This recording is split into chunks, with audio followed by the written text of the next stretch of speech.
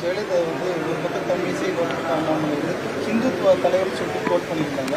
அதுக்கு இன்னைக்கு ஜெயக்குமார் ரியாக்ட் பண்ணியிருக்காரு. மதவெறி பிடிச்ச யானையை விட கொடூரமானது பாஜக. அவன் இத்தனை நாள் பாஜக கூட்டணியில் தானே இருந்தாங்க போன வருஷம் வரைக்கும். அப்பெல்லாம் அவங்க மதவெறி பிடித்தவங்க இல்லை. இவங்க வெளியில் வந்ததான் அவங்களுக்கு மதம் பிடிச்சிட்டு. இப்போ அவர் அண்ணாமலை கிளியராக விளக்கம் கொடுத்துருக்காரு. இந்துத்துவானா என்ன, இந்துத்துவாங்கிறது இந்து ஒரு வாழ்வியல் முறை கிளியரா சொல்லியிருக்காரு. நான் பிஜேபி கூட்டணியில் இருப்பதற்காக அவருடைய நண்பர் என்பதற்காக சொல்லவில்லை. சுப்ரீம் கோர்ட்ல 1995 இந்த கேள்வி வந்து இந்துத்துவான்னா என்னன்னு டெபினேஷன் கேன்றப்ப அவங்க கிளியரா சொல்லியிருக்காங்க. சுப்ரீம் கோர்ட் தீர்ப்பு நீதிமன்றமே வந்து இந்துத்துவாங்கிறது ஒரு வாழ்வியல் முறை. இன்னொன்று இந்துத்துவாங்கிறது எல்லா ஒரு வாழ்வியல் முறையில எல்லா மதங்களையும் அரவணைத்து செல்வதுதான் இந்து மதத்தின் அடிநாதம். அதை அவர் கிளியரா சொல்றாரு.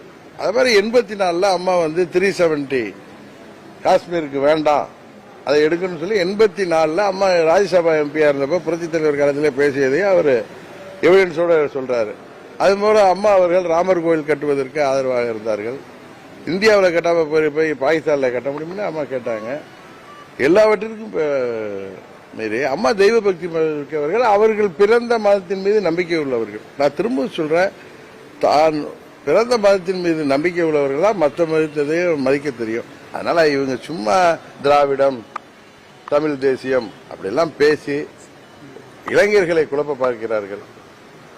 இந்த காலத்தில் தேவை வந்து ஆன்மீகம் என்பது அவர்களுடைய தகுதி விருப்பம்.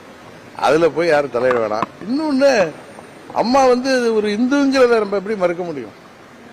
அதை வந்து அவர் திரு அண்ணாமலை அம்மா வந்து இந்து மதத்திற்கு செய்த இந்துவாக அவர் செயல்பட்டதை அவர் பெருமையா சொல்றாரு. ஏன்னா அவங்க கொள்கை இந்துத்துவ கொள்கை. ஜெயலலிதாவை நீங்க பக்கத்துல பார்த்தவரு பழகியவர், அந்த அடிப்படையில் இந்த அண்ணாமலை ஸ்டேட்மெண்ட், ஜெயக்குமார் ஸ்டேட்மெண்ட் இதை வச்சு பாக்குறப்ப நீங்க என்ன ஒரு முடிவு? நான் அன்னைக்கு பேசிட்டேன். நான் திருவண்ணாமலையில கிளியரா சொன்னேன். அவர் சொன்னதுல எந்த தவறு இல்லை. அம்மா அவர்கள் ஒரு இந்துங்கிறதுல பெருமைப்பட்டிருக்காங்க. இன்னும் சொல்ல போனா அவர்கள் சட்டமன்றத்தில் நான் ஒரு பிராமண பெண்மணிங்கிறதுல அவங்க பெருமைப்பட்டிருக்காங்க. அவர் இந்து மதத்திற்கு செய்தது, இந்து கோயில்களுக்கு செய்தது, அவர் கரசேவைக்கு ஆதரவாக இருந்தது, இன்னும் சொல்லப்போனா காமன் சிவில் கோடு வேணும்னு சொன்னது.